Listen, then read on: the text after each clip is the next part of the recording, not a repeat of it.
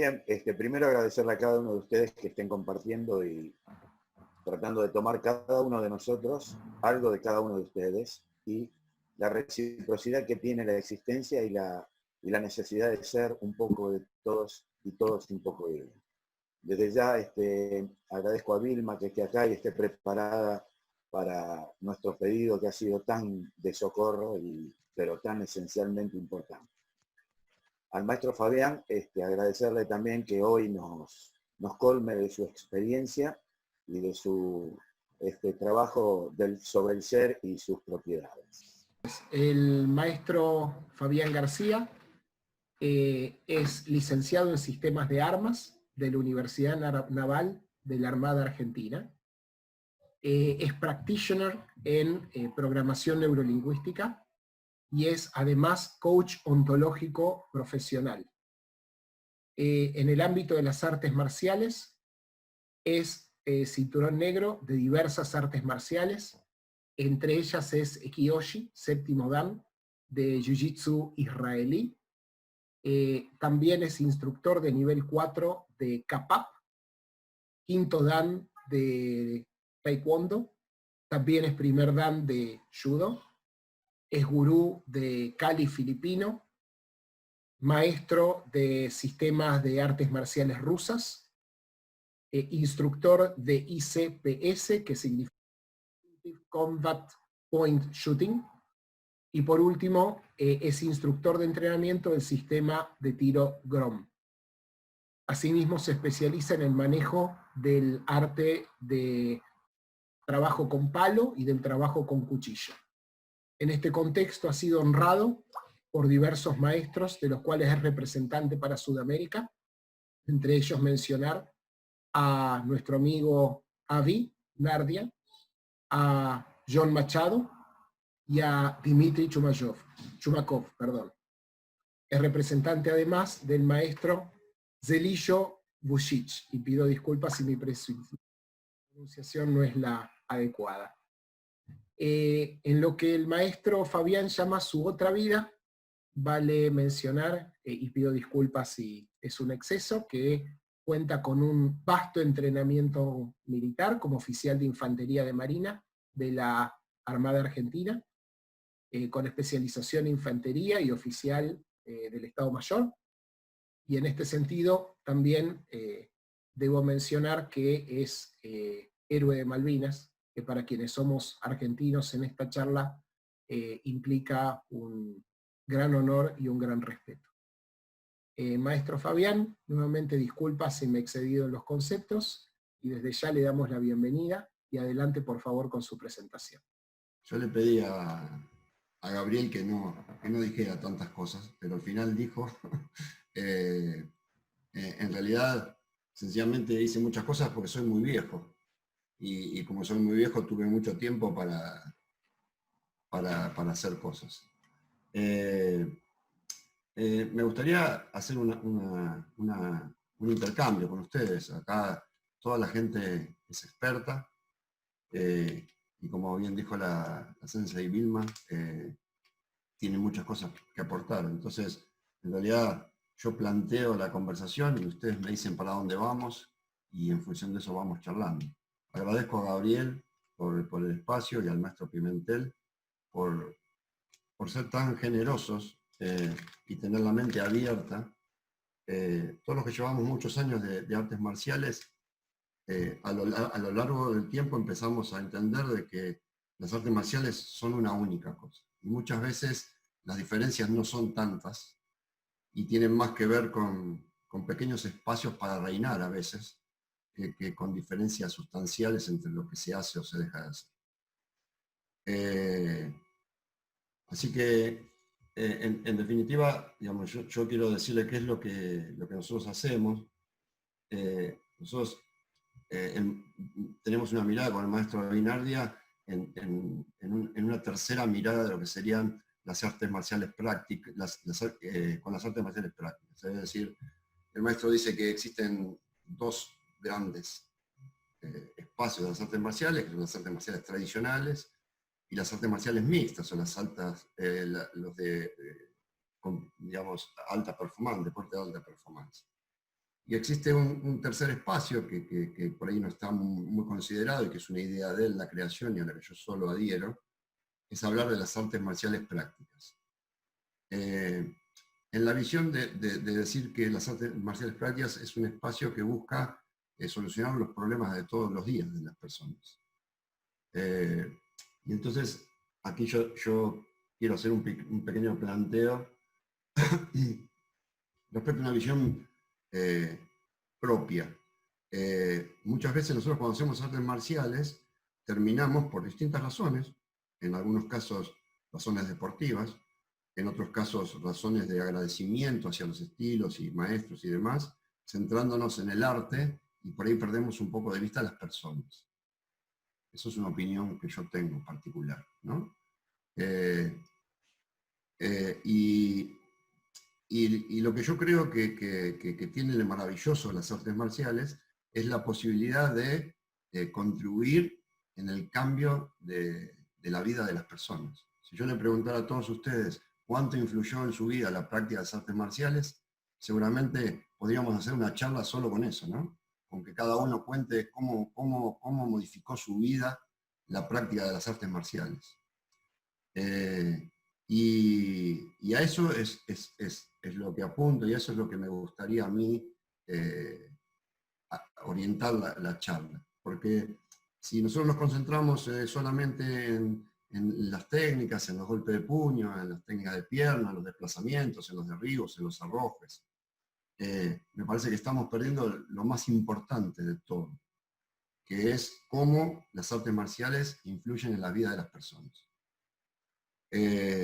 Entonces, lo que yo digo es que, y todos los alumnos y instructores que comparten conmigo esa mirada, que nuestro trabajo es acompañar a las personas en sus procesos de cambio. La herramienta que usamos nosotros son las artes marciales. Así como habrá otros métodos de hacer lo mismo con otras herramientas. Otra gente con otras especialidades y otras herramientas. Pero mirándolo desde ese punto de vista, entonces cambia un montón la perspectiva respecto de lo que hacemos nosotros con las artes marciales. Y también cambia un poco la perspectiva de que hay áreas en las que como docente deberíamos también formarnos para poder trabajar eficientemente con esas personas. Aclaro la idea de acompañar en los procesos de cambio, porque bajo ningún punto de vista nadie debería decirle a nadie qué es lo que tiene que hacer, sencillamente porque no tiene la menor idea de lo que es bueno o es malo para otra persona. O sea, solamente una persona puede decir lo que es bueno o lo que es malo para ella. Entonces nosotros seríamos muy imprudentes si le dijéramos a alguien lo que tiene que hacer o dejar de hacer. Lo que nosotros podemos hacer es acompañar a las personas en sus procesos de cambio. Básicamente esa es la mirada. Lo que no va muy lejos de cualquier aspecto de las artes marciales que ustedes miran, porque si nosotros tomamos las artes marciales y como maestros tuviéramos que enfocarnos en cada alumno, tendríamos que mostrarles qué parte del arte es la que mejor se adapta a su propia realidad, a su propia contextura física, a su propia estructura biomecánica, y acompañarlo en ese proceso específico, ¿no? El tema de la enseñanza nuestra es muy específica, muy individual, muy dirigida a las personas. Entonces, en ese punto, digamos, lo que yo me di cuenta es que si nosotros le preguntamos a una persona por qué hace artes marciales, seguramente las respuestas pueden ser muy disímiles. Pero si vamos al fondo, por ahí las razones por las que practicas artes marciales no son las obvias que manifiesta inicialmente. Pero las miren donde las miren, desde el momento de que alguien puede decir, yo veo eso y yo quiero eso, sería una emoción de admiración, ¿no? Yo veo algo y quiero eso para mí. O desde el punto de alguien que se siente vulnerable y quiere sentirse fuerte para poder enfrentar a la vida o las circunstancias. En todos los casos, si ustedes van a lo último, van a encontrar la superación. La superación del miedo, superación de sí mismo para llegar a otro punto, que sería la admiración. Pero en todos los casos la superación juega un papel muy, muy importante. Entonces, todo esto que estoy diciendo conlleva hasta la metodología de enseñar. ¿Entienden? Porque, por ejemplo, si nosotros tomamos el método tradicional del entrenamiento que usamos, con el que aprendimos todos artes marciales, el tema básicamente trabaja por aprender una técnica, repetirla en forma sucesiva, cientos, miles de veces, hasta que se cree un reflejo condicionado, de manera tal de que cuando nuestros sentidos captan una amenaza o una situación asociada al reflejo condicionado que tenemos, disparamos la respuesta. Esa es la manera que aprendimos nosotros artes marciales, básicamente. Pero también hay otra manera de aprender, que es mediante el aprendizaje emocional o el aprendizaje implícito. ¿Correcto? ¿Y a qué me refiero? Para dar un ejemplo extremo y burdo, pero que se entienda a lo que yo me refiero, cuando un niño mete los dedos en el enchufe, en el toma corriente y recibe una descarga eléctrica, solo necesita un estímulo para aprender. El impacto emocional es tan alto de la situación que con solo un solo estímulo la persona aprende. Sin ir a ese extremo, nosotros podemos pensar cómo hemos aprendido todos de niños. Nunca una madre se puso con un pizarrón a explicarle al niño que tiene que poner las piernas separadas un ancho de hombro, que tiene que romper el balance hacia adelante, que tiene que poner el pie a tal distancia y con tal ángulo. Sencillamente el niño se paró, sintió. Esa es la palabra clave. O sea, se conectó con sus emociones y con sensaciones, sintió el equilibrio, no lo puede explicar, no lo puede entender, no tiene esa capacidad todavía, y así fue aprendiendo. Entonces, si nosotros pensamos que en los primeros años de nuestra vida aprendemos casi la mayor parte de las cosas que vamos a aprender a lo largo de toda la vida, no entiendo por qué cambiamos el método después. No entiendo por qué, si ese método fue tan útil en un momento, de pronto abandonamos ese método y pasamos digamos, estoy siendo irónico. Sé por qué se cambia. Lo que quiero decir es que sigue siendo un método, un modo hábil para enseñar y aprender cosas. Toda vez que aprendemos algo, cuanto más sentidos estén involucrados, mayor va a ser el impacto del aprendizaje. ¿Correcto? Y si además, digamos, el conocimiento se lo asocia con un impacto emocional, mucho mayor va a ser el conocimiento. Entonces, nos vamos dando cuenta de que si alguien se inclina al aprendizaje a través de una emoción, que puede ser admiración, que puede ser miedo, que puede ser inseguridad, o que puede ser lo que sea que lo lleva a eso, y que nosotros hemos aprendido durante una buena parte de nuestra vida, hemos aprendido mediante las emociones, y que nuestra tarea como docentes está íntimamente vinculada a acompañar a las personas en su proceso de cambio, y bueno, si no tenemos algo del tema de las emociones, si no tenemos algo de eso, estamos como en un espacio peligroso. ¿Y por qué digo peligroso? Digo peligroso porque muchas veces situaciones disparan emociones. Muchas veces, no siempre, los hechos disparan emociones. Y muchas veces como docentes podemos estar en una situación determinada mostrando algo que aparentemente es totalmente inofensivo, pero nosotros no sabemos lo que puede disparar en esa persona eso que se está haciendo. Y podemos encontrarnos siendo generadores de emociones que después no sabemos gestionar. Y lo que yo le diría a todos es, ojo, porque ustedes son responsables de todas las emociones que generan las personas que trabajan con ustedes. Entonces tienen que tener, todos tenemos que tener, una mínima capacidad de gestión emocional para poder, digamos, no abandonar a la persona después que le produjimos o fuimos responsables en parte de haber provocado cierta situación. Voy a contar un ejemplo muy sencillo. Estaba un instructor mío dando una clase, y una clase de defensa personal femenina, con gente que no conocíamos, y en un momento había una mujer que estaba haciendo unas cosas muy bien, y el instructor digamos, paró, la felicitó, le dijo, qué bien que está haciendo, no sé cuánto, y eso disparó una tremenda catarata de llanto en esa persona.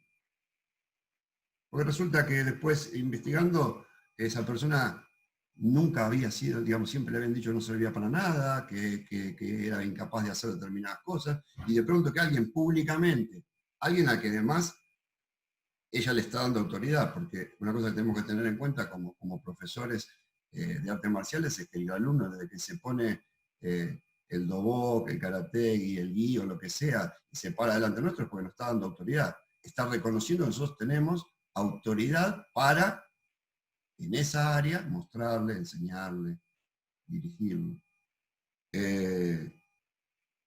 La estaba felicitando. Y ustedes pueden decir, pero ¿qué hice yo? Si en realidad lo único que hice fue felicitarla. Bueno, tenemos que ser capaces de gestionar esa emoción.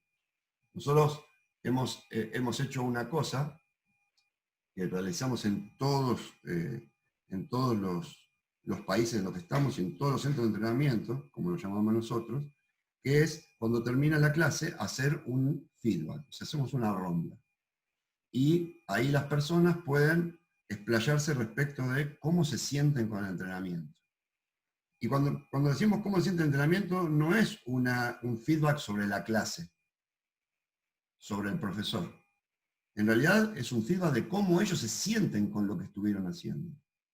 Y ahí hemos encontrado cosas maravillosas y cosas terribles en esas rondas. Y ahí yo he descubierto que hay gente que no tiene nadie que lo escuche. ¿Se entiende? Y entonces empezamos a ver un poco más allá de tirar patadas y tirar golpes de puño. Empezamos a ver que eso de que a lo que yo me refiero con acompañar a las personas en un proceso de cambio tiene importancia. Y capaz que sea lo más importante que hacemos.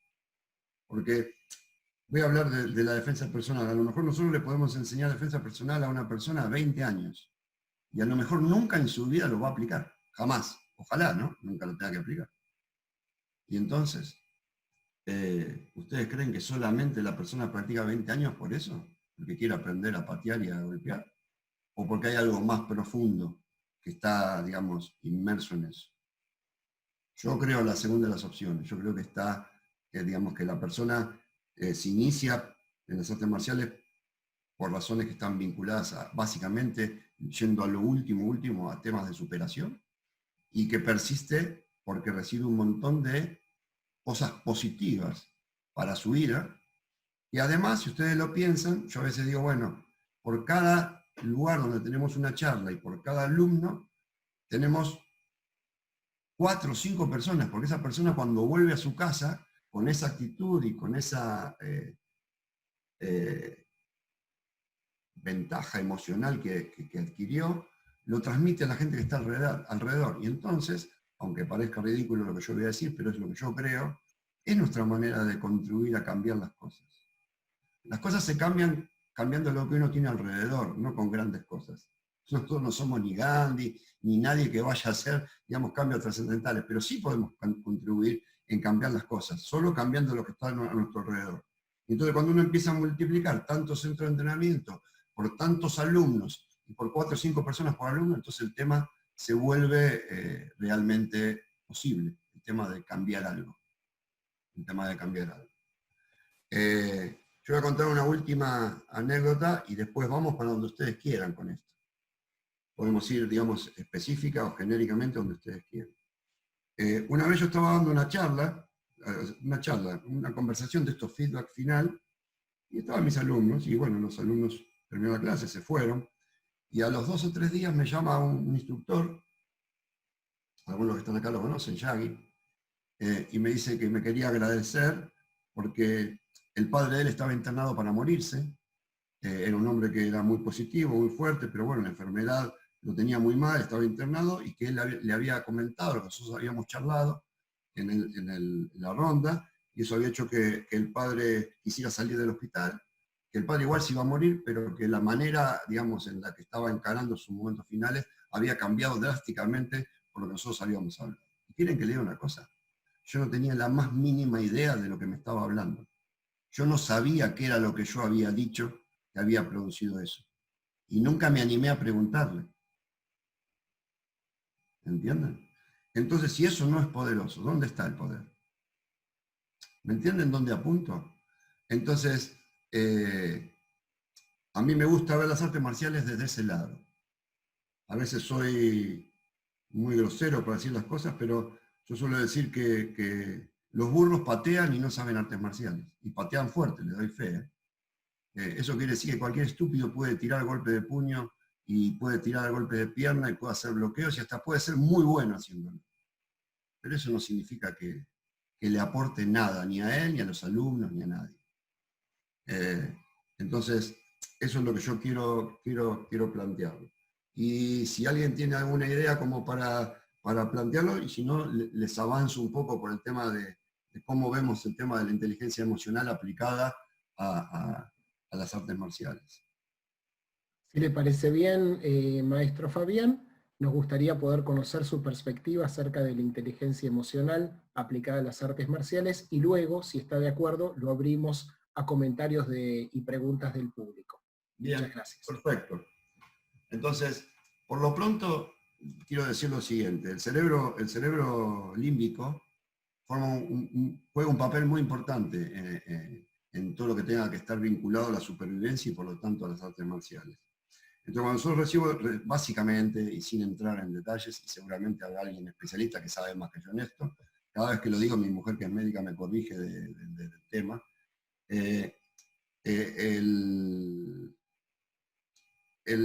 digamos, el cerebro límbico es el cerebro humano se ha ido, digamos, a lo largo de la evolución del ser humano, ha ido, digamos, poniéndose en capas, digamos así. El cerebro reptiliano es el más elemental, alrededor de eso se formó el cerebro límbico y alrededor la corteza cerebral.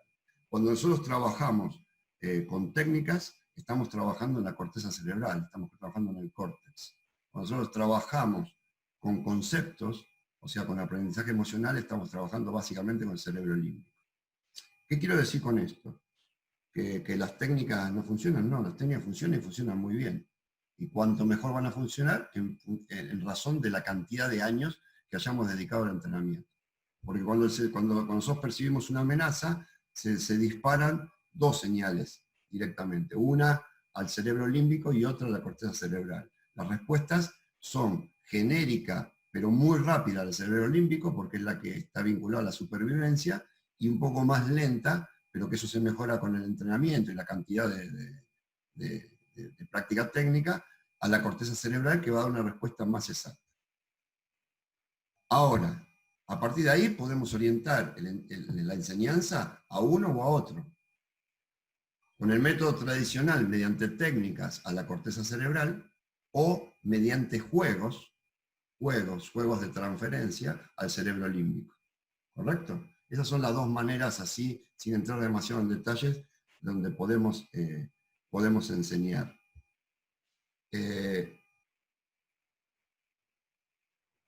Yo quiero llamar la atención sobre esto. Si ustedes a un alumno le dicen la posición de, no sé, de caminar, por decirlo genéricamente, para no ponerle el nombre, porque hay gente de distintas artes marciales, tiene un ancho y medio de hombros de largo y un ancho de hombros de ancho, y tiene 50% del peso en cada pierna. La rodilla tiene que flexionar tanto, el pie tiene... ¿A dónde creen que va toda esa información? A la corteza cerebral, no puede ir a ningún otro lado. ¿Por qué? Porque esa es la parte lógica, la parte de la interpretación. Entonces, cuando ustedes le están hablando a un alumno de esa manera, lo único que están haciendo es recurriendo a la corteza cerebral, porque si no la persona no lo puede entender. Ahora, si yo lo pongo en una posición y lo vinculo a lo que siente, él puede decir dónde siente la tensión, si la siente en el pie de adelante, en el pie de atrás, dónde está, y en función de eso hacer las correcciones. Pero eso no va a ir a la corteza cerebral, va a ir a las sensaciones. ¿Se entiende la diferencia entre una cosa y la otra de lo que yo quiero plantear? Bien, eso es respecto a la metodología. Eso es respecto a, digamos, cómo se disparan las respuestas. Pero da la casualidad que el cerebro límbico también es el que controla las emociones. ¿Correcto? ¿Por qué? Porque a través de la amígdala cerebral dispara los neurotransmisores y las hormonas que van a ser las que van a disparar las emociones. ¿Correcto? Entonces, cuando yo conté hoy la anécdota de esta mujer que le dijo que el instructor la felicitó y que eso disparó un llanto, podemos hacer la primera aproximación a qué son las emociones. Las emociones son disposiciones para la acción. Es decir, todas las emociones tienen una función adaptativa. Es decir, que cada emoción está diseñada para algo en particular. ¿Correcto? Entonces vamos a, sí, pero solo para ejemplificar esto y después vamos más en detalle si quieren. ¿Vieron que cuando alguien se enoja tiene como una energía que le viene? Que a veces la gente rompe cosas o patea cosas y demás. Bueno, esa, digamos, una vez que se disparó el enojo o la ira, esa fuerza que uno mal emplea rompiendo cosas o golpeando cosas, es una fuerza que viene asociada a la emoción para superar lo que lo acaba de frustrar. ¿Entienden lo que quiero decir? O sea, uno se enoja porque se produjo una frustración, sus expectativas no se cumplieron, se dispara el enojo y esa fuerza adicional que uno siente está precisamente para superar lo que me acaba de frustrar, no para romper cosas. ¿Ok? Entonces, todas las emociones son disposiciones para la acción, o llevan una función adaptativa asociada. Y lo más importante de todo es que las emociones son reactivas, es decir, siempre existe un hecho concreto que dispara las emociones. Siempre. No existe ninguna emoción que no sea disparada por un hecho. Yo puedo ser consciente o no del hecho, pero ese es otro tema. El hecho estuvo. Que yo me dé cuenta, lo puede identificar o no lo puede identificar, es harina de otro costal. ¿Correcto? Pero siempre son reactivas. Se produce un hecho y se dispara una emoción. Esas primeras emociones son lo que se conoce como emociones primarias, que básicamente, dependiendo de los autores, las clasifican en 6, 7, que son la alegría, la tristeza, el miedo, el asco, la ira, y me estoy quedando con uno, y el asombro. ¿Correcto? Esas emociones son evolutivas. O sea, que están, digamos, directamente asociadas a la evolución humana, por lo tanto son muy similares en todas las sociedades. Y acá viene un paréntesis, ahora un paréntesis. ¿Por qué es importante que sean comunes a todas las culturas? Porque el problema con las emociones, cuando yo estoy trabajando con las emociones como instructor, es poder identificarlas. ¿Correcto? Y así como todos podemos dar fe de los hechos, yo puedo decir que esto es un mouse y lo puedo mostrar y todo el mundo está de acuerdo, el único que puede dar fe de las emociones es el que la siente. ¿Entienden? Entonces, cuando nosotros hablamos de emoción, ¿cómo podemos gestionar algo que no sabemos que el otro tiene? ¿Me explico? Y hay veces que es obvio, ¿no? Si es ira y ya estalló y está rompiendo las cosas, bueno, es obvio. Pero lo interesante es tomarlas antes de que pase eso para poder hacer una gestión realmente generativa. Y para eso hay que poder identificarlas. Y para poder identificarlas hay varias herramientas. ¿Correcto? Una de ellas es la gestualidad. Y en este tipo de emociones primarias que yo acabo de nombrar, digamos, hay microgestos de la cara, posturas, fisiología en el hablar, y que si quieren lo vemos en detalle, yo se los muestro, inclusive tengo para mostrarles algún video corto sobre eso, que me permitan a mí identificar en qué emoción está morando la persona, para poder gestionar. Porque Goleman, que fue el que más famoso hizo, Daniel Goleman, que fue el que más famoso hizo el tema de la inteligencia emocional, establece como, dentro de los 4 pasos que establece, hay uno que es el primordial, detectar la emoción. ¿Correcto? Y no hablemos solo de detectarla en el otro, porque él habla de inteligencia emocional interpersonal, entre personas, pero también habla de la propia. ¿Correcto? Y yo les hago una pregunta. ¿Estamos seguros de que nosotros podemos identificar perfectamente nuestras propias emociones? Ya no estoy hablando de las del otro. No estoy tan seguro, porque yo les quiero dejar esta idea. El hecho dispara la emoción primaria, pero después que se disparó la emoción y yo ya me di cuenta de que tengo una emoción, interviene la parte cognitiva y se genera lo que se llama emoción secundaria. Es decir, no sé, supongamos, demos un ejemplo, supongamos que escucho un ruido violento y me asusto. El hecho es el ruido, la emoción primaria es el miedo.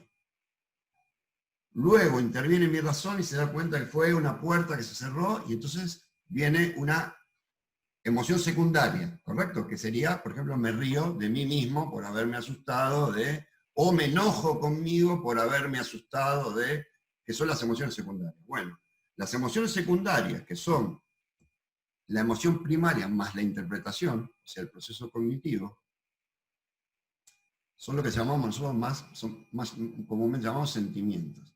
Y nosotros creemos que eso último es lo primero. ¿Se entiende dónde voy? O sea, que eso último que yo estoy, digamos, interpretando a través de mi racionamiento o del proceso cognitivo es la emoción verdadera. No, la emoción verdadera es la otra, la que ocurrió. Lo que viene por la emoción es la explicación de la que yo me doy de por qué me pasa lo que me pasa. Y esa explicación puede tener que ver con la realidad o no.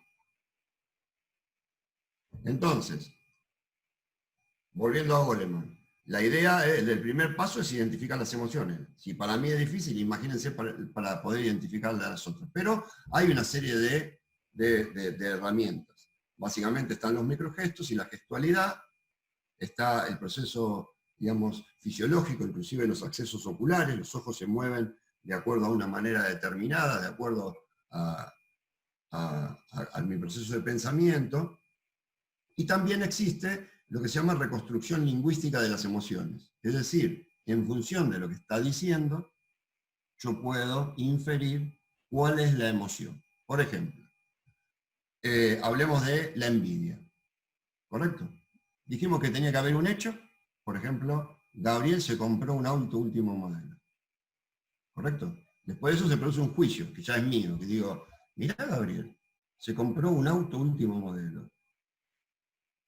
El juicio eso continúa de la siguiente manera. La verdad que Gabriel no sé de dónde sacó la plata para comprarse ese auto. ¿Sí? Yo creo que en realidad yo me merezco más el auto que Gabriel. O por lo menos ojalá choque y se le haga pelota al auto. Es decir, hay un hecho, un juicio, que termina de la siguiente manera. O quiero que el otro lo pierda o yo quiero tener lo mismo. Esa es la reconstrucción lingüística de la envidia. Y para cada emoción hay una reconstrucción lingüística. ¿Me explico? Entonces, si yo empiezo a unir y uno microgestos, corporalidad, fisiología y reconstrucción lingüística, le puedo pegar con bastante aproximación a la emoción donde está morando la otra persona. Ahora bien, siempre las herramientas tienen doble filo, ¿no? Si yo lo hago esto para gestionar y acompañar a la persona en un proceso de cambio, bárbaro. Si yo lo hago para manipular a alguien, pésimo. ¿Ok? Entonces, básicamente, eso es el primer paso del proceso, la identificación de la emoción. ¿Correcto? Una vez que identifiqué la emoción, hay que ver qué hago con eso. ¿Cómo saco a la persona de esa emoción? ¿O cómo la oriento?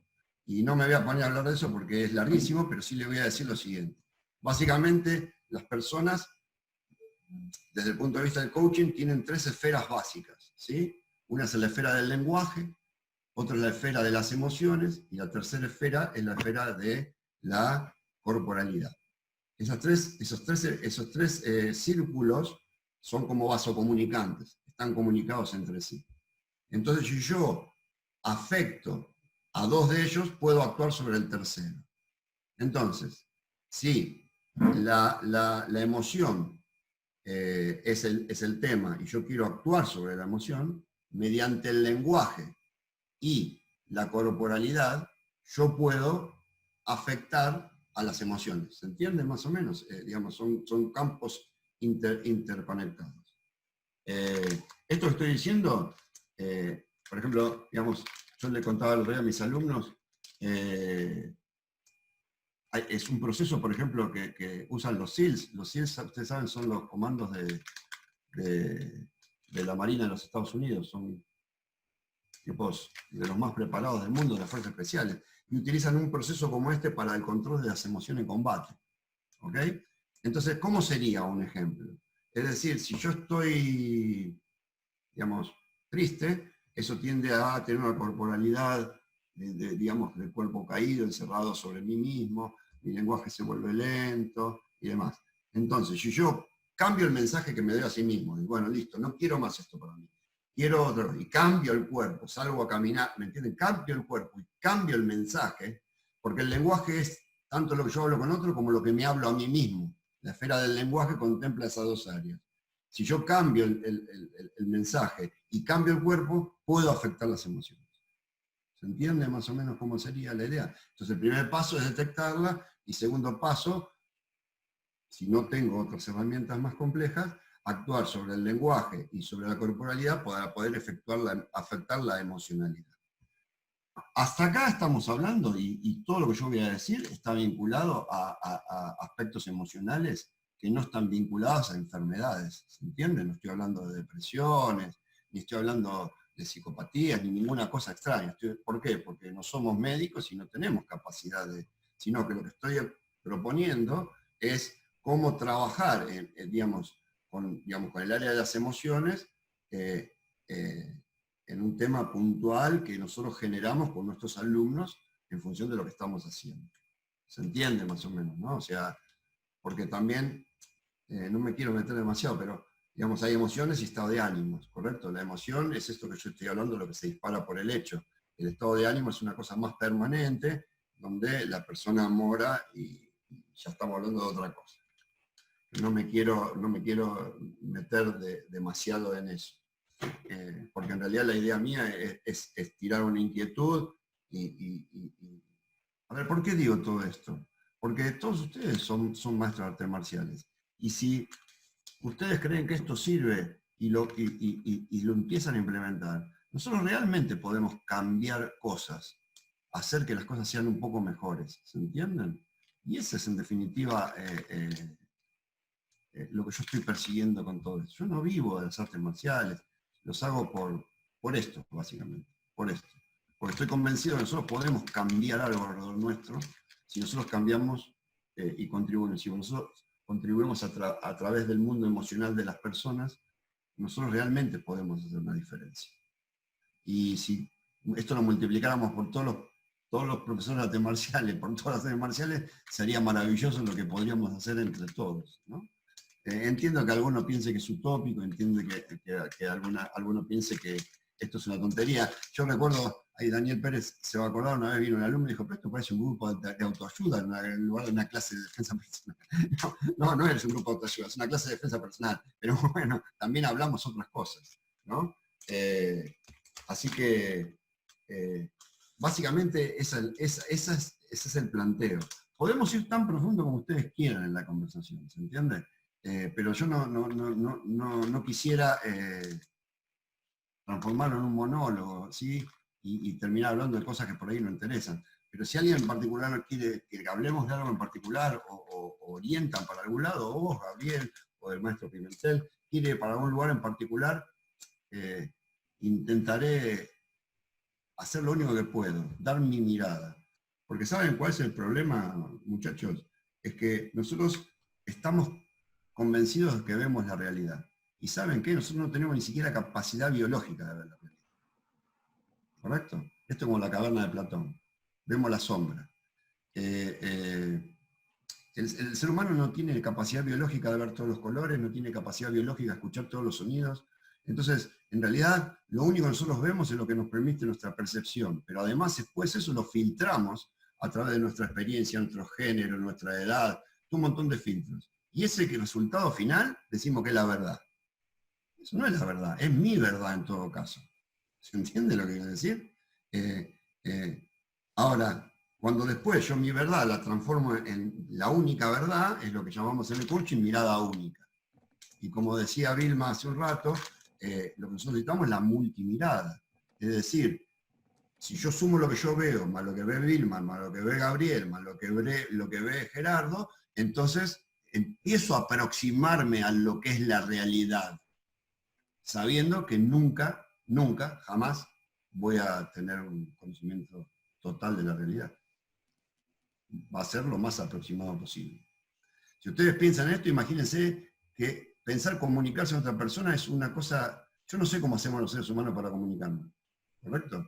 Pues yo estoy interpretando una realidad, la otra está interpretando otra realidad. Cuando estamos conversando existen unos mensajes interiores donde yo estoy analizando por qué me dice lo que me dice y cómo me afecta lo que me está diciendo.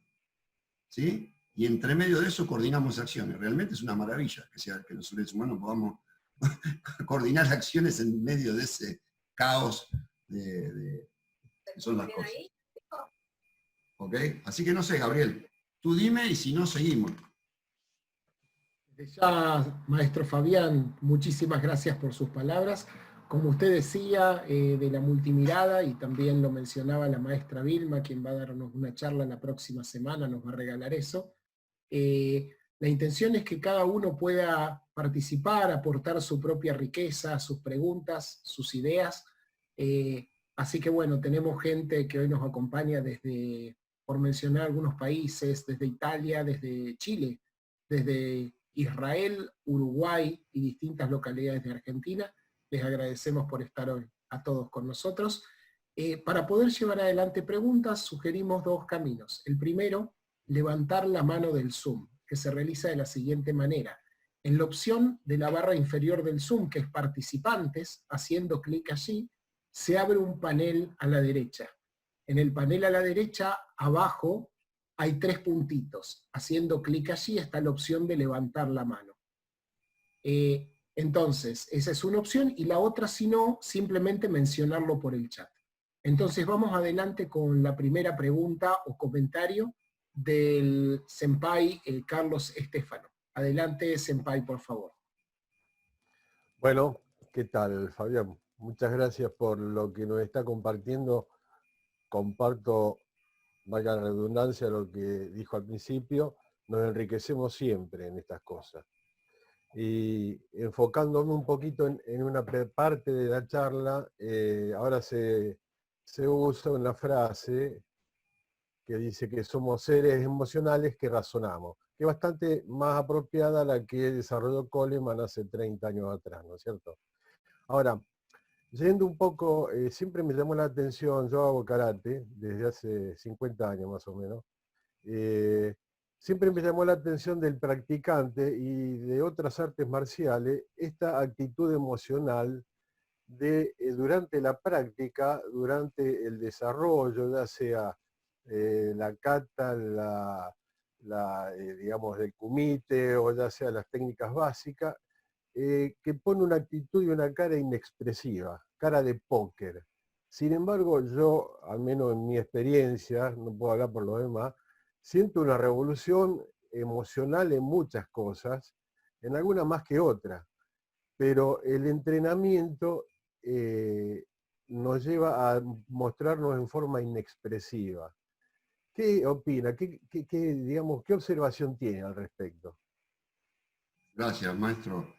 Yo coincido con usted y me imagino dónde va y sé que estoy de acuerdo con usted. El tema es el siguiente. Durante mucho tiempo, yo también tengo casi la misma cantidad de años de práctica que usted, nos enseñaron de que nosotros teníamos que controlar, bueno, los hombres no lloran, ¿se entiende lo que decir? O sea, nos enseñaron que no había que demostrar la emoción y que había que controlarla, y si podíamos no sentirla, mejor, ¿no? Yo estoy totalmente en contra de eso, total, 100% en contra. Y le voy a decir algunas razones del por qué. La primera razón es porque, usted sabe, por ejemplo, que yo participé del entrenamiento que se hizo con los Pumas. Los Pumas vinieron en un momento al entrenamiento con la agrupación de comandos anfibios en la Infantería Marina, donde yo formaba parte, a realizar un entrenamiento. ¿Por qué? Porque llega un momento tal donde la persona alcanzó, digamos, en muchos deportes, el límite físico, ¿sí? Digamos, la reducción máxima del tiempo en la carrera, digamos, y la diferencia, ¿sabe dónde está, maestro? En lo emocional. Entonces ahora están empezando a explotar lo emocional como una herramienta de hacer la diferencia, esa pequeña, mínima diferencia donde ya físicamente es muy difícil de encontrarla en los deportes de altísima competencia, me estoy refiriendo. Entonces por ahí, la primera cosa. Entonces yo lo que creo es que no hay que reprimir las emociones, más allá de que reprimir las emociones puede terminar en fobias y determinadas cosas que son muy complicadas, ¿no? Yo pienso que al contrario, tenemos que usar las emociones, usarlas a nuestro favor.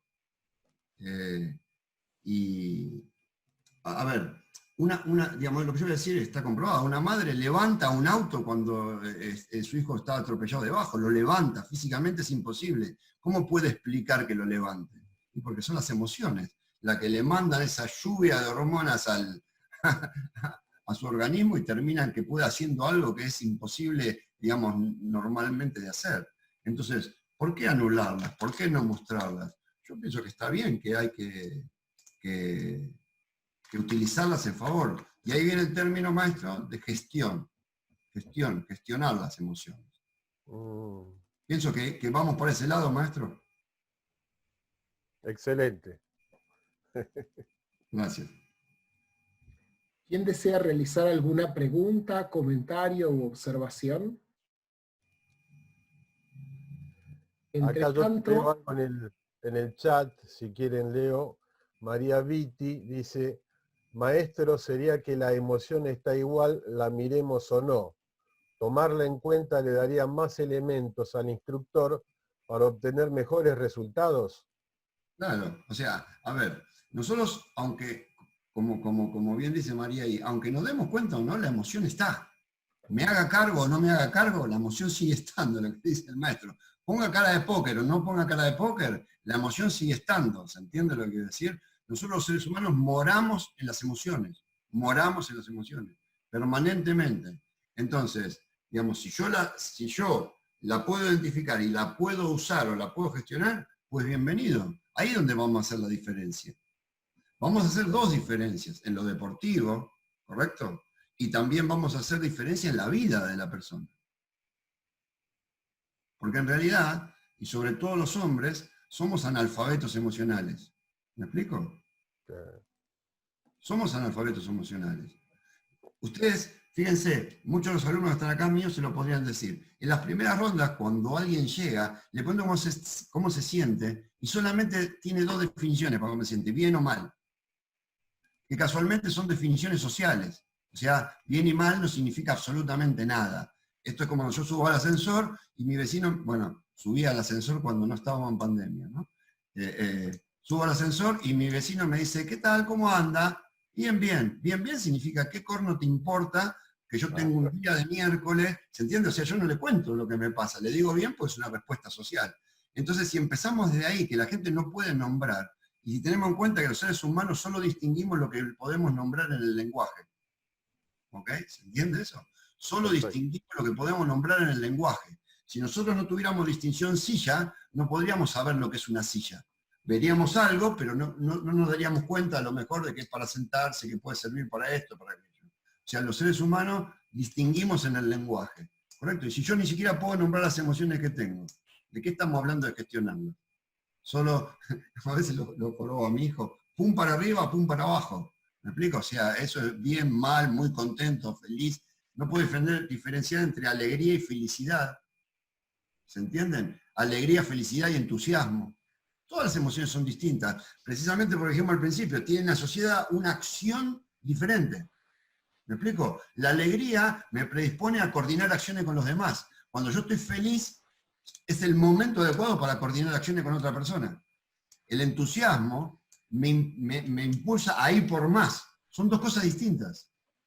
¿Se entienden? ¿Son parecidas? Sí, pero no son iguales.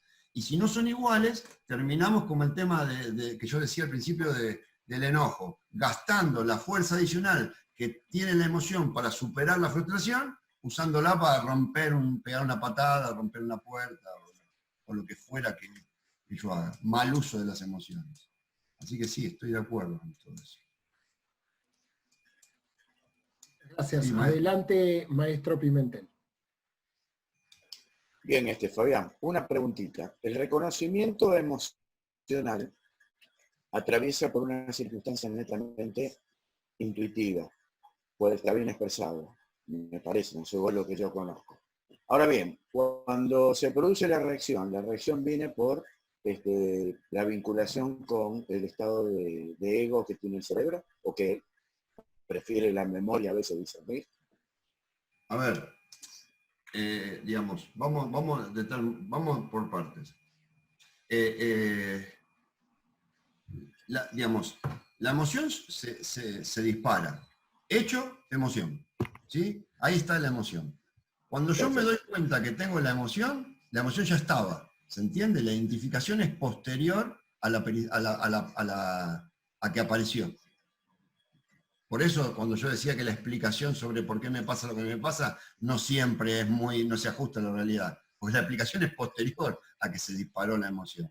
¿Correcto? Ahora, hay tendencias, lo que llaman tendencias, que son diferentes acciones que yo he tomado a lo largo de mi vida que me dieron resultado para superar determinadas situaciones. ¿Correcto? Esas tendencias están ahí. Y, disparada la emoción, yo digamos, se pueden activar esas tendencias en forma automática. ¿Por qué? Porque a lo largo de mi vida yo produje una adaptación, ¿sí? para hacer frente a esa situación, y entonces hecho emoción, y ahí se dispara la tendencia. ¿Me explico? Esa tendencia Radican en la memoria. claro, Estarían ni siquiera en la memoria, maestro. Las tendencias, a veces hacen un juego de palabras en el coaching que dicen, nosotros tenemos tendencias o las tendencias nos tienen a nosotros. Las tendencias nos tienen a nosotros porque ocurren en transparencia. ¿Se entiende lo que quiero decir? O sea, se disparan sin que yo me dé cuenta. A ver, es un proceso en el que se fue formando, de decir, bueno, me pasa esto y yo respondo de esta manera. Una vez, 2 veces, 3 veces, más o menos eso me da un buen resultado, listo, se transforma en la tendencia y está ahí, en el subconsciente. Por eso dicen que se dispara en transparente, ¿ok? O sea, emoción y se dispara la tendencia que yo tenga, que son adaptativas y que pueden dejar de tener utilidad a lo largo de la vida. ¿A qué me refiero con esto? Si de niño mi padre me golpeaba y yo tenía determinada, digamos, actitud en respuesta a eso, de grande puedo seguir haciendo lo mismo, pero quizás ya no sea útil la misma tendencia. Tendría que revisarla y poder cambiarla, pero para poder revisarla y cambiarla, la tengo que traer al consciente. ¿Me explico? Porque ocurre en transparencia, y ese es el gran problema. Entonces sí, su respuesta, ¿está asociada al ego? Sí, puede estar tranquilamente asociado al ego. Sí, claro que sí. Sí, por supuesto que sí. No sé si le contesté, maestro. perfecto, perfecto. Bueno, ahora Vito está pidiendo expresar una idea. No sé si puede. ¿Me escuchan? ¿Tiene audio? Adelante. Luego, ¿Me escuchan bien? Sí, se escucha. Sí, adelante, maestro. Qué bueno. Bueno, un saludo a todos y también a Sensei Fabián, el cual conocí acá en Chile en varios seminarios. También estuve en la asociación CAPAP hace unos años atrás, por lo tanto. Y bueno, mi pregunta era respecto, yo trabajo en mi empresa en capacitaciones a trabajadores, en una empresa de alimentos. Y ahí empecé a utilizar PNL o la neurolingüística para poder capacitar a operadores de esta empresa. Y como instructor de artes marciales empecé a entender que muchas cosas que hacía con los trabajadores enfocados a la empresa me podían servir para las artes marciales. Estamos hablando de como 3 años atrás. Y empecé a aplicar, sobre todo la parte donde iba enfocada la pregunta, los anclajes neuronales. Y hace mucho sentido con lo que dice Sensei Fabián de no trabajar en la parte de la corteza, sino con técnica, sino que trabajar en la parte límbica.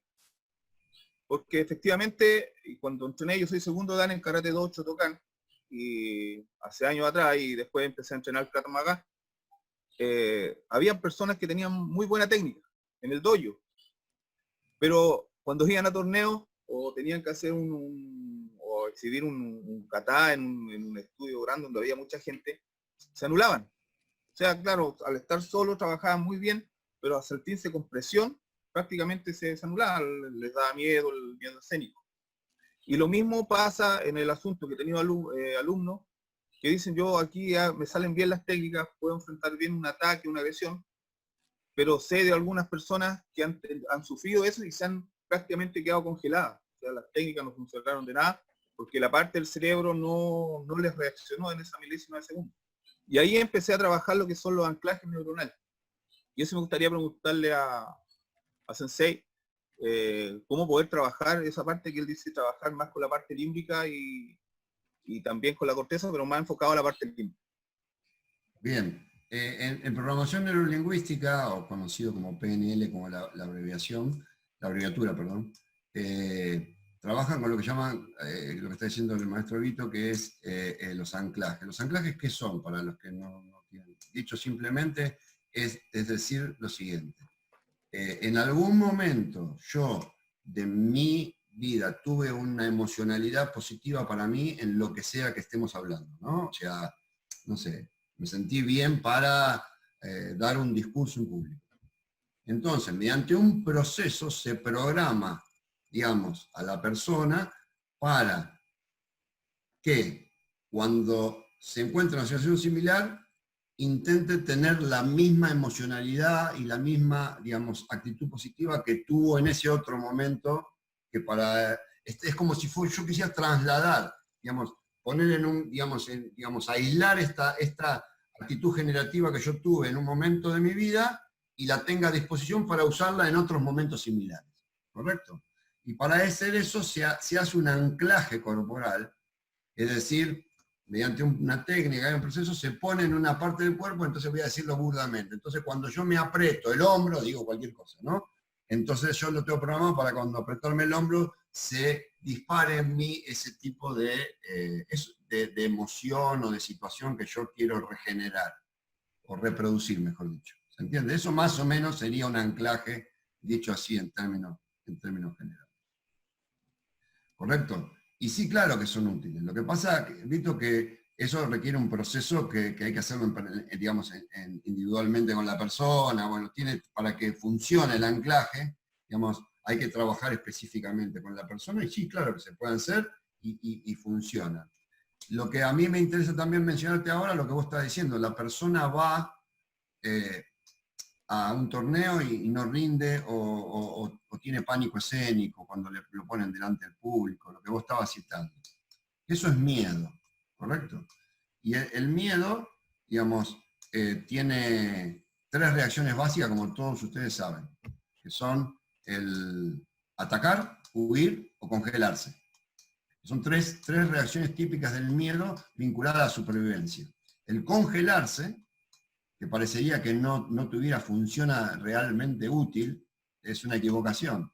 Hay, digamos, especies que se quedan congeladas porque los depredadores no comen el animal muerto. Entonces con el congelamiento simulan su muerte, ¿se entiende lo que quiero decir?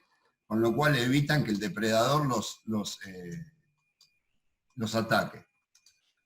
Pero no es lo que más me importa. Lo que más me importa es esto. El miedo es una emoción sumamente útil, pero sumamente útil, porque es la señal, el miedo más o menos significa esto. En las condiciones actuales, vos no podés hacer frente a la situación que se está presentando. Eso es lo que me alerta el miedo. Esto es como decir, se enciende la luz del combustible del auto. ¿Sí? Se enciende la luz roja y eso quiere decir que me estoy por quedar sin combustible. Si mi solución es ponerle una cinta para tapar la luz roja, que sería lo mismo que hablaba el maestro Estefano de decir no siento. Sería más o menos como tapar la luz roja de que me estoy por quedar sin combustible, ¿correcto? Está bien, tapala, no la mires, pero sin combustible te vas a quedar igual. Entonces, el miedo cumple esa función. ¿Y qué es lo interesante del miedo? El miedo se corrige con el aprendizaje. ¿Esto qué quiere decir? Si yo tengo miedo al agua porque no sé nadar, cada vez que voy al agua, mi señal, mi luz roja del combustible se dispara diciéndome, ojo, que en las condiciones que vos estás, no puedes hacer frente a lo que estás tratando de hacer. ¿Correcto? Miedo. Ahora yo aprendo a nadar. Entonces, cuando voy a la pileta, no se dispara más el miedo. ¿Correcto? Ahora, yo me pongo a nadar en mar abierto, se vuelve a prender la luz. Porque me dice, ojo, porque vos nadás, pero nadás en pileta. Vos no podés nadar en mar abierto. Estate atento porque ¿Se entiende? Entonces el miedo es una función sumamente útil que bajo ningún punto de vista debe ser anulada, pero que se aprende o se mejora con el entrenamiento, con el aprendizaje. El aprendizaje desplaza el miedo. Entonces, por supuesto no estamos hablando de enfermedades, ¿entiende lo que estoy diciendo? Estoy hablando de, digamos, de emociones solamente. Entonces, claro que yo le puedo enseñar mediante un anclaje o mediante determinados procesos a que la persona se sienta en capacidad de hacer frente a la situación y obviamente el miedo se va a correr. ¿Listo? Más o menos la idea. Perfecto. Adrián Sí, Colucci muchas gracias. quiere participar en este momento. Adrián, adelante, por favor. Hola, buenas tardes, mucho gusto, gracias por la participación. Agradecerle al maestro Fabián, obviamente. Y claro, para los que no, yo entiendo que este espacio alberga y da lugar a personas que quizás no conozcan la trayectoria del maestro Fabián en su totalidad. Estamos hablando, el maestro está hablando de, si me permite, maestro, está hablando de emociones, de sentimientos. Y para los que trabajamos en artes marciales hace mucho, quizás esto lo vemos muchas veces, como decía el maestro, ¿no? Hace un rato, que hablaba de las emociones, bueno, el hombre no debe llorar, en fin, etc. Para los que practicamos artes marciales, sabemos que nos hacemos un poquito duros en ciertas cosas. El maestro Fabián es un comando, ¿sí? Es un comando. O sea, el maestro participó, intervino en eventos delictivos importantes para nuestro país. Quisiera ponerlos en contexto a quien no lo conoce, para que sepa la magnitud de lo que está diciendo y lo que nos está aportando a todos, ¿cierto? Nosotros tenemos el agrado de tenerlo, el orgullo de tenerlo como nuestro cabeza de instructores, ¿no? Así que, maestro Fabián, y que esta experiencia tan grande que él tiene, la está transmitiendo, la está proyectando a que nosotros, cada uno, hoy aquí, nos permita enseñar mejor, enseñar al alumno que abre la puerta y que busca capacitación. Así que, maestro Fabián, muchísimas gracias y gracias a todos por este espacio. Maestro, maestro Fabián, podría otra vez volvernos a tierra y decirnos, porque si no se transforma quizás en el maestro tiene mucho conocimiento, y podría estar hablando, les aseguro, muchísimo, porque tiene mucho conocimiento para todos. ¿Cómo lo podemos transmitir nosotros a los alumnos? ¿Cierto? Exactamente, cómo bajarlo a tierra, esto que nos está transmitiendo, maestro, por favor, nos puede dar algunos tips. Gracias, Adrián. No me sigan elogiando porque me pongo sumamente incómodo. No es falsa modestia, me molesta. Yo quiero hacer una salvedad personal, pero que a lo mejor sirve. Yo digo que tengo dos vidas. En la primera parte de mi vida aprendí todo lo que me enseñaron y me prepararon para matar, destruir, romper y hacer todo lo posible para producir el mayor daño posible. O sea, solo aprendí eso. En cuánto radio se muere una persona si explota una granada, cómo tengo que hacer para pegarle 2 tiros en el pecho y 1 en la cabeza, cómo inhabilito. O sea, toda mi vida la dediqué a eso. ¿Se entiende? Esa fue la primera parte de mi vida. La verdad que es una vida... yo entiendo que alguien tiene que hacer ese trabajo, pero no aporta nada positivo a quien lo hace, ¿se entiende? Más vale le termina estropeando la vida. ¿Me explico? La vida y la vida de la gente está alrededor. O sea, entiendo que alguien lo tiene que hacer, yo lo hice, pero no tiene nada positivo. El resto de mi vida me estoy dedicando a ¿qué? A toda esa gente que suele acercarse buscando eso, a mostrarle que hay otra cosa, que no es eso. No sé si se puede entender a dónde estoy apuntando. Entonces yo lo único que intento hacer es a toda la gente que viene a mí y busca determinadas cosas, yo lo dejo que venga y trato de darle el otro mensaje, ¿no? El mensaje de que no...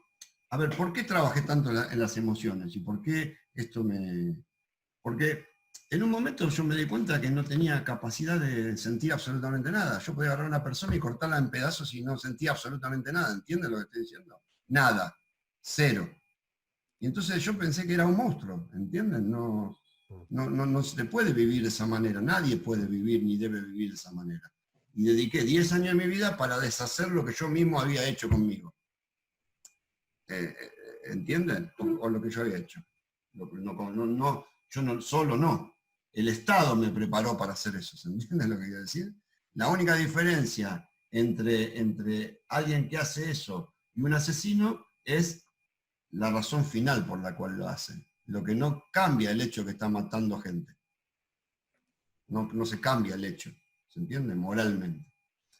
Aclarado eso, de ahí viene mi interés de todo esto.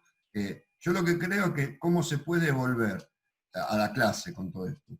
Y bueno, el tema es así, Adrián. Yo lo que creo que primero todos los instructores deberían capacitarse en el área para poder gestionar realmente emociones. Porque si no se capacitan, ni siquiera se dan cuenta de lo que está pasando, ¿entienden? O sea, pasa por delante y ni lo ves. Y si no lo ves, ¿cómo vas a hacer algo? ¿Cómo podés hacer algo con lo que no sos capaz de detectar? Y, digamos, lo segundo es después generar un espacio para que las cosas pasen. Vos sabés cuál es el que usamos nosotros. O sea, nosotros terminamos la clase, hacemos un espacio y en ese son 10 minutos, ¿me explico? Porque también yo a veces le digo a los alumnos, ustedes piensen un segundo, todos son artistas marciales. Yo pedí una clase, entrené a la gente, lo hice hacer kumite, lo tuve entrenando combate, y cuando lo tengo como una fiera, lo mando a la ducha y a la casa. A veces sin ducharse. El tipo se cambia y se va por la calle hasta la casa. Yo acabo de lanzar una fiera a la calle, ¿entienden lo que quiero decir? Yo no tengo que bajar al hombre ese. No lo puedo largar como un luchador con toda la adrenalina en la calle. Porque ustedes van a decir, no, bueno, pero el aspecto del do, de las artes marciales, sí, está bien. Muchos nosotros creemos en eso. Pero ¿cuántos gimnasios hay de artes marciales o de MMA o lugares de lucha donde lo único que entrenan es digamos, esa parte de violencia? Nosotros somos agresivos, no violentos, ¿ok? Nosotros en las artes marciales somos agresivos, tenemos que ser agresivos, pues si no, no podríamos hacer artes marciales. Pero hay una diferencia entre agresividad y violencia.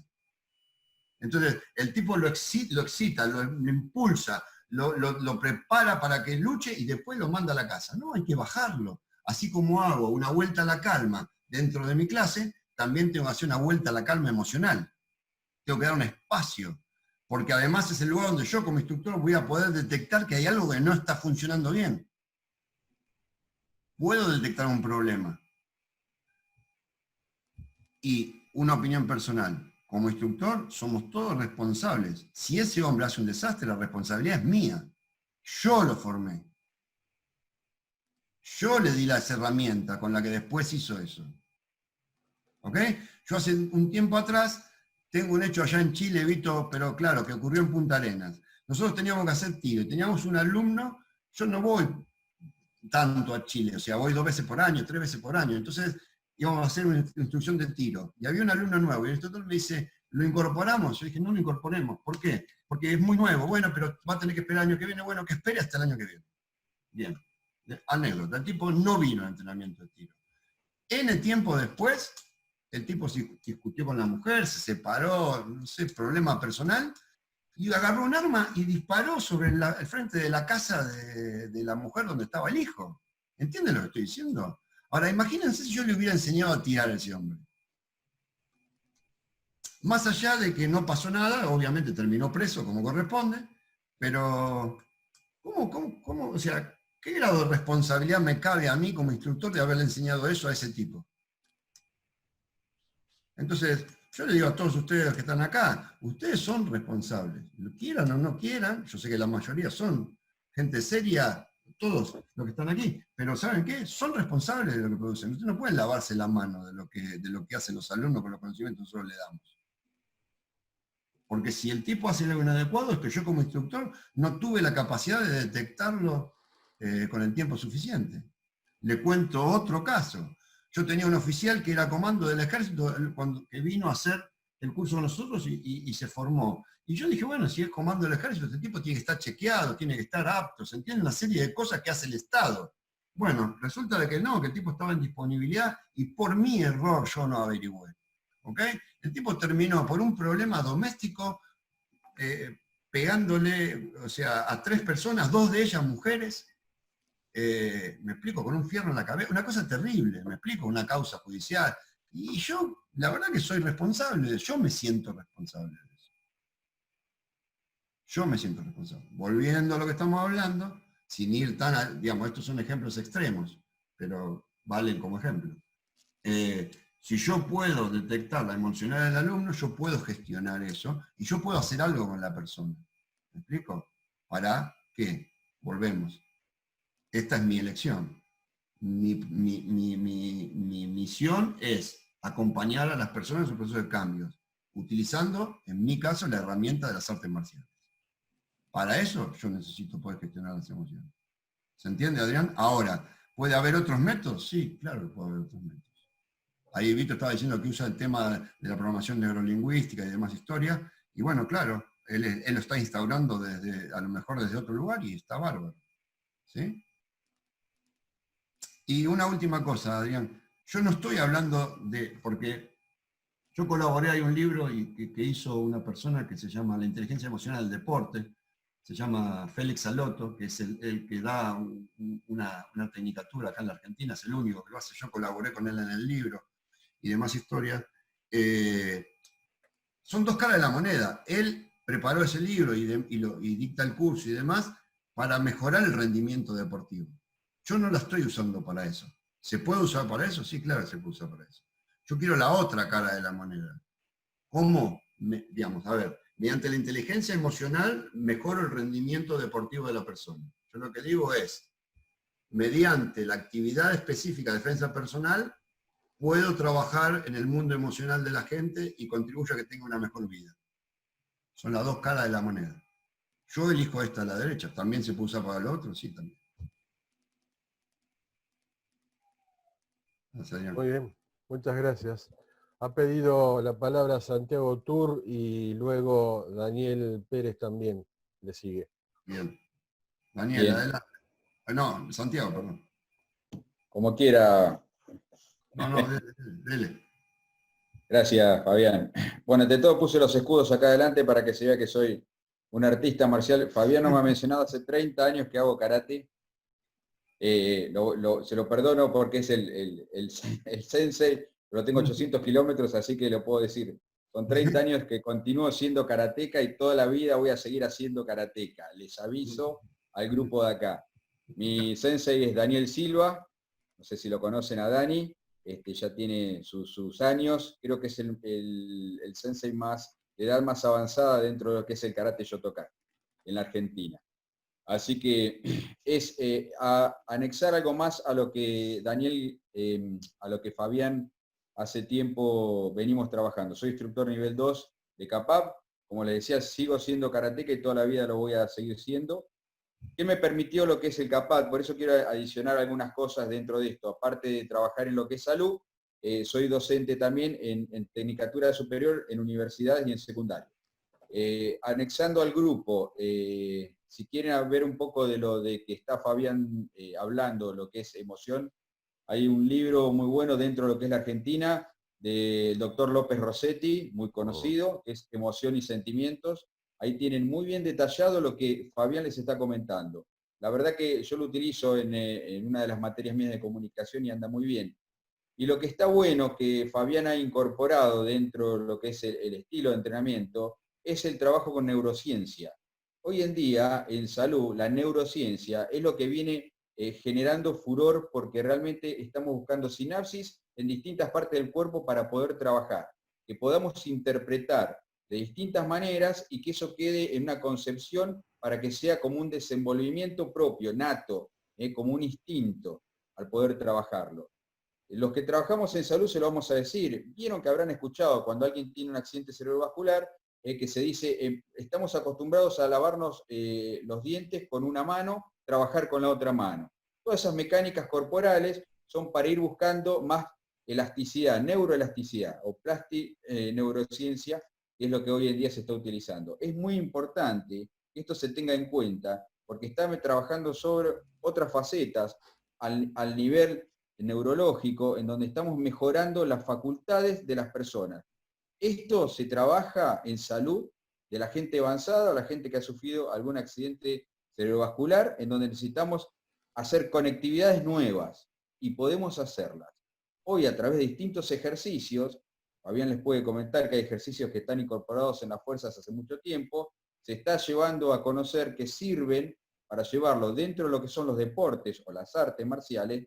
Justamente estamos hablando, es una palabra arte la que estamos generando. Estamos buscando que lo que es básico desde la persona misma se lleve orientado a lo que es el avance mejor en su comportamiento, en su evolución. No solamente como una parte deportista, sino como un artista marcial también, ¿sí? Cabe esto destacar lo siguiente. Dentro de lo que es el karate, a mí me llevó a evolucionar con alumnos en lo que es la charla posterior o el acercamiento cuando estamos desarrollando una actividad. Bueno, algunos karatecas lo sabrán. ¿Vieron cuando deseamos un kata que directamente les decimos vamos a cortar la luz para que termine en el mismo lugar donde empezó el kata? Y ahí vamos a decir que realmente tiene una buena resolución, cómo fue trabajando. Estamos buscando que se orienten desde otra manera a que puedan desarrollar su kata. Esos son los elementos que nosotros tenemos que estar buscando. Cómo nuestros alumnos pueden interpretar de una manera distinta, que no sea la caminata por pasos, para que vayan evolucionando, considerando desde otra parte del cuerpo, ¿sí? Puedan tener una interpretación distinta para que tengan un mejor desarrollo de su arte marcial. Así que realmente, bueno, felicitarlo a Fabián por el sistema que está utilizando dentro de lo que es el entrenamiento. Y me gustaría, si no hay algún otro comentario más específico que a mí me sirvió mucho, es con respecto a la respiración. Hay muchas mecánicas que se trabajan con respecto a la respiración, ¿sí? Y nosotros en el karate sabemos que el kimé lo utilizamos cuando exhalamos, ¿sí? O terminamos con una resolución más fuerte. Cuando utilizamos el kiai con mucho más fuerza, utilizamos la respiración. Pero me gustaría que Fabián hiciera un comentario con respecto a la utilización de la respiración con respecto al manejo de la fuerza. Maestro, se lo dejo para usted. Bien, no tengo mucho que agregar a lo que dijiste. Con el tema de la respiración, la respiración es uno de los métodos que se utiliza para trabajar sobre la corporalidad. Vieron que yo dije en un momento que había, digamos, 3 vasocomunicantes, que era el lenguaje, la emoción y la corporalidad. Bueno, básicamente para bajar o cambiar la corporalidad, una de las herramientas más utilizadas es la respiración. ¿Sí?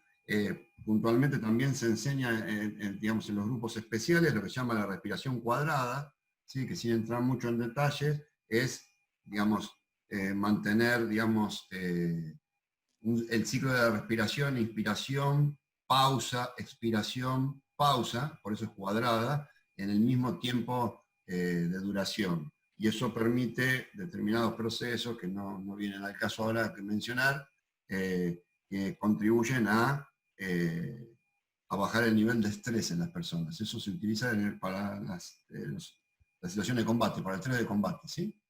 La respiración cuadrada. La respiración es fundamental, ¿correcto? Y es el principio de las artes marciales. Cada estilo tiene su propia metodología, ¿no? Porque si, por ejemplo, nosotros vamos a las artes marciales tradicionales, digamos, la exhalación está vinculada al momento de esfuerzo, ¿sí? O sea, al golpe o a la técnica de bloqueo, en forma genérica estoy hablando. Pero en sistema, por ejemplo, el sistema ruso, eso no es así. No se vincula la acción a la exhalación, ¿se entiende? Entonces hay muchos estilos y formas de hacerlo. Lo que sí quiero traer digamos, a colación es que la respiración es una herramienta clave para cambiar la corporalidad. ¿Correcto? Entonces, utilícenla porque eso baja rápidamente a la persona, ¿sí? Bien, Dani creo que seguía. Hay alguien más, Daniel Pérez, está pidiendo la palabra, creo que va a ser el último, así que adelante, por favor. ¿Qué tal? Buenas tardes. Solamente hacerle un pequeño comentario con el tema de las charlas finales. Acá en Buenos Aires se hacen en el mes de enero, Fabián organiza 4 clases abiertas a todo público y específicas. Entonces, atraulamientos, no sé, desarme o ataque con palo un lunes, qué sé yo. Y viene gente que normalmente se queda para siempre o gente que pasa y sigue su camino. En una de esas, y en todas se hace la charla final. Entonces, en una de esas clases, a alguien que venía, que era cerca de donde yo vivo, se ve que algo le movió a una persona de 60 años, y tiempo después me lo encuentro saliendo de una pileta, con su bolsito, el pelo mojado, nos saludamos, y me dice, gracias a la charla me animé a aprender natación, ¿no? Y le digo, bueno, buenísimo, le digo, eso está buenísimo. Me dice, sí, pero ustedes perdieron un alumno. Y digo, no, en realidad ganamos un amigo. Digo, la charla final no está enfocada a retener alumnos, está en cambiarle un poquito la cabeza a la gente y poder contribuir. Esa es la base de la charla final. A gente que lo entiende y a personas que no, porque piensa que todo es peso en la vida, todo es dinero, entonces la charla final es para atrapar. Y en realidad es para que la gente se anime a hacer algo que por ahí, como esta persona, era natación, tenis, fútbol, no sé, artes marciales, o volver al karate, que por ahí era su arte marcial de base y lo abandonó por algo, y después a los 60 dice, ya estoy viejo, no lo puedo hacer, me duelen las piernas. La charla final en cada clase es impresionante como la gente le cambia la cabeza. Solamente quería decir eso. Gracias. Bien, Dani, te agradezco. Yo, con respecto a una última consideración sobre respecto a eso. Yo, los que me conocen lo saben, insto a todos los alumnos que vayan a entrenar todo lo que quieran. Cuanto más entrenen, mejor. ¿Por qué? Porque es inevitable que cuando una persona viene a entrenar, trae su arte. ¿Me explico? O sea, el maestro Colucci que hablaba antes viene con su zipalki, Dani viene con su taekwondo, o sea, no podemos separarnos de eso. Entonces, qué rico. Si yo en mi clase a lo mejor tengo, digamos, cinturones negros de todas las artes marciales, tengo cinturones negros de aikido, de karate, de taekwondo, de zipalki, es maravilloso, cada uno trae su arte. Eso enriquece a todo el mundo que está entrenando, ¿no? Así que vuelvo, y con esto termino, maestro, al principio, ¿sí? Las artes marciales, en mi opinión, cuanto más uno avanza, se da cuenta de que son más o menos muy parecidas. Y que las divisiones tienen que ver únicamente con el gusto del reinado. Yo empecé a practicar taekwondo cuando no existía ni la mundial ni la internacional, ¿correcto? Y le decíamos karate coreano en esa época porque la gente conocía el karate pero no conocía el taekwondo. Entonces, para poder venderlo, le decíamos karate coreano, ¿correcto?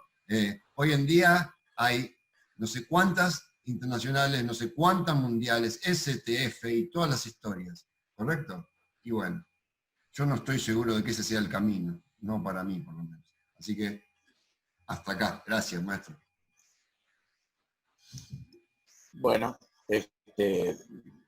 desde mi punto de vista personal, Fabián, me permito llamarte así, dado que mis características son de más tutorialidad en cuanto me acerco a una persona.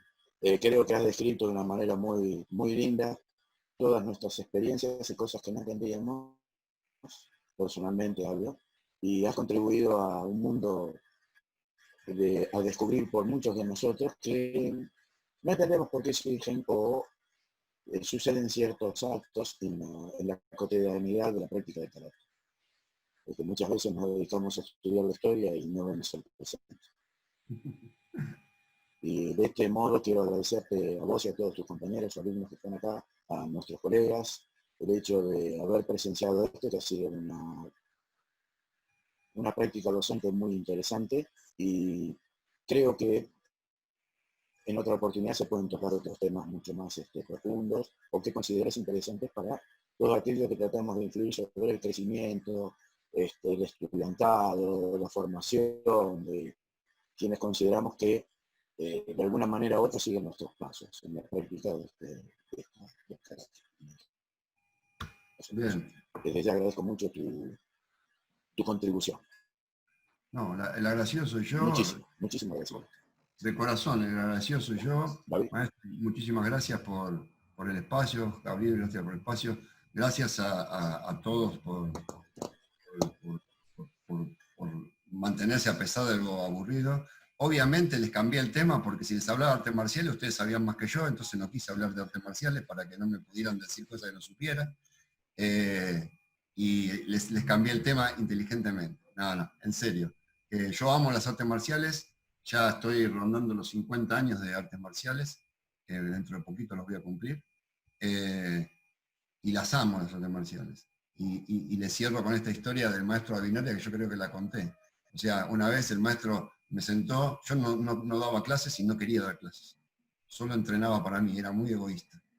Y entonces el maestro me sentó y me dijo, y bueno, cuénteme, ¿cómo le cambió la vida a la práctica de artes marciales? Entonces yo me explayé, y el tipo me dejó ir, viste, con la habilidad de los maestros, ¿no? Me dejó ir, y cuando terminé me dijo, ¿y cuándo va a devolver lo que recibió? Bueno, acá estamos, haciendo eso, ¿ok? Así que les agradezco a todos, de corazón, cuídense mucho. Lo único importante en la vida es las relaciones personales. Cuídense ustedes queridos. El resto de las cosas, a lo mejor por razones que uno hoy daría la vida, en 10 años mira y dice, la verdad que qué estupidez terrible. Si no, cuéntenle a todos los que murieron cruzando el muro de Berlín, que ahora no existe más el muro y cruzan de un lado libre al otro, o no existe más la Unión Soviética. Digo, cosas que tuvimos oportunidad de ver nosotros, ¿no? La disolución de la Unión Soviética y todas esas cosas. Así que bueno, muchachos, gracias a todos y gracias, Gabriel, por todo, ¿ok? Un aplauso, Gracias, por maestro. favor. Fabián, Un aplauso para el maestro Fabián.